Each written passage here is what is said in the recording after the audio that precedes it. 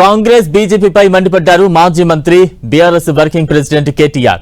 అంబర్పేట నియోజకవర్గంలో నిర్వహించిన booth level కార్యకర్తల మీటింగ్ లో పాల్గొన్న ఆయన కాంగ్రెస్ సర్కార్పై ఆగ్రహం వ్యక్తం చేశారు.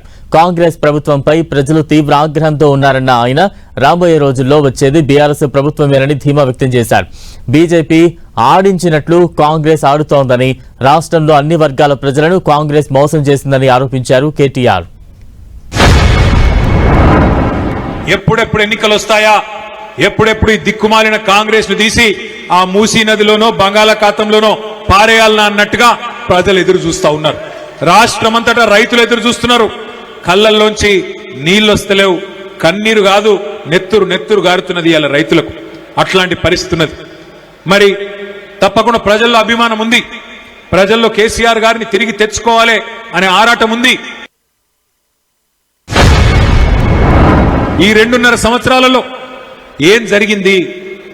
ఒక్క ఇల్లు హైదరాబాద్ మహానగరంలో ఒక్క ఇళ్లను కట్టిందా కాంగ్రెస్ ప్రభుత్వం? ఒక్క ఇటుక పెట్టలే, ఎక్కడ కనీసం ఒక్క ఇంటికి ముగ్గు పోయలే. కానీ కొన్ని వేల ఇండ్లను ఇలా హైడ్రా పేరు మీద, మూసీ పేరు మీద నీలమట్టం చేసిన దుర్మార్గుడు రేవంత్ రెడ్డి కాంగ్రెస్ ప్రభుత్వం. కరెంట్ ఇచ్చే తెలివి లేదు, ఇది ఏది లేదు. గాని భవిష్యత్ నగరం నిర్మాణం చేస్తా, ఫ్యూచర్ సిటీ గడతా. ప్రజెంట్ సిటీని పట్టించుకునే తెలివి లేదు, కానీ ఫ్యూచర్ సిటీ గడతా అని చెప్పి పోజులు కొడితే మా ఆడబిడ్డలు అనుకుంటున్నారు అమ్మకు అన్నం పెట్టనోడు చిన్నమ్మకు బంగారు గాజులు చేయిస్తా అని చెప్పిండట. వెనకటికెప్పుడు అమ్మకే అన్నం పెట్టాడు, ఉన్న నగరాన్ని పట్టించుకోడు మున్సిపల్ మంత్రి, ఆయననే ముఖ్యమంత్రి. ఒక మోరీ కట్టింది లేదు, ఒక ఇల్లు కట్టింది లేదు, కనీసం దోమల మందు కొట్టింది లేదు. కానీ ఫ్యూచర్ సిటీ కడతా, అది న్యూయార్క్ తోని లండన్ తోని పోటీ పడేటట్టు కడతా అంటే ఎవడు నమ్ముతారు? ఎట్లా నమ్ముతారు?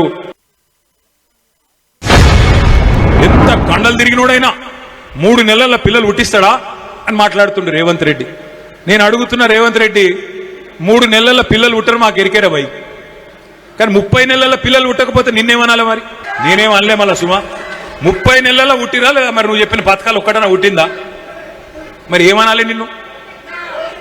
నేను అనలేదురా భయ్, నువ్వు లేనిపోయి విడ అంటే గింత చిల్లర భాష మాట్లాడచ్చా? గింత గలీజ్గా మాట్లాడచ్చా? మాకు తెలియదా? మోటార్లకు మీటర్లు పెట్టమంటే నా బొండిగ మీద కత్తి పెట్టినా, నా మెడ కోసినా నేను మాత్రం పెట్టా అని చెప్పి కేసీఆర్ గారు పెట్టలే. కానీ ఇలా రేవంత్ రెడ్డి ఆయన మీద కేసులున్నాయి కదా, భయం ఎక్కువ ఆయనకు. పాపం కేసులున్నాయి కదా, భయం ఎక్కువ.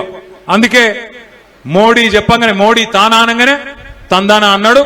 నిన్న కేబినెట్ లా నిర్ణయం తీసుకున్నాడు, మోటార్లకు మీటర్లు పెడతాడట. మరి ఈ రాష్ట్రంలో రైతులు ఆలోచన చేసుకోవాలి. ఈ కాంగ్రెస్ పార్టీ ఫ్యూజులు వీకేద్దామా?